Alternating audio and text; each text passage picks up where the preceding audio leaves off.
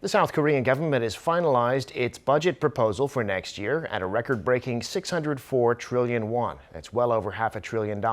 The funds will be spent on job creation and helping small businesses hit hardest by the pandemic. Jang Tae-hyun has the details. The South Korean government's budget for next year has been set at close to $519 billion, an increase of 8.3% from this year.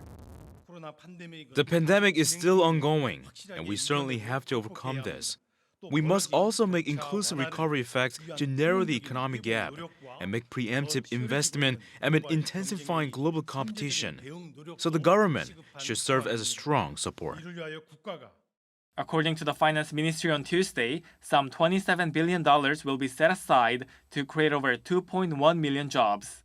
Around half of the new jobs will be created in the public sector for older people, people living with disabilities, as well as low-income individuals.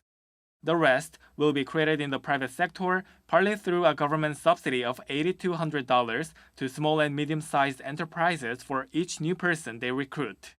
To help small business owners survive the pandemic-hit economy, $3.3 billion has been set aside. That's more than 3 times this year's amount. The government will provide low-interest loans to small business owners and provide free legal advice if a business has to declare bankruptcy. On the New Deal project, as the country's going digital, the government will spend $20 million developing metaverse platforms and $26 million on blockchain technology for digital security. $10 billion will be funneled into the Moon administration's goal of achieving zero carbon emissions by 2050.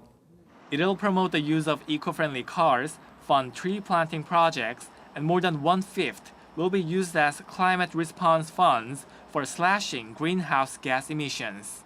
Finally, some $3 billion will be used to buy more COVID-19 vaccines, mostly mRNA shots. This will include funds to pay for their storage, delivery, and the medical cost of administering them to the public. Jang Tae-hyun, Arirang News.